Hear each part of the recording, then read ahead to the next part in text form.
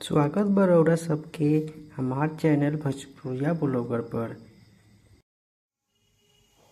आज हमार दोस्त जाता रहन घरे दलकोला स्टेशन से कटिहार। तो चली रउरा सबके दिखाओ तनी आज हम दलकोला स्टेशन यहाँ के नज़ारा भोजपुरिया ब्लॉगर के साथ रउरा सभी के स्वागत बा। तो देखिए यहाँ के नज़ारा।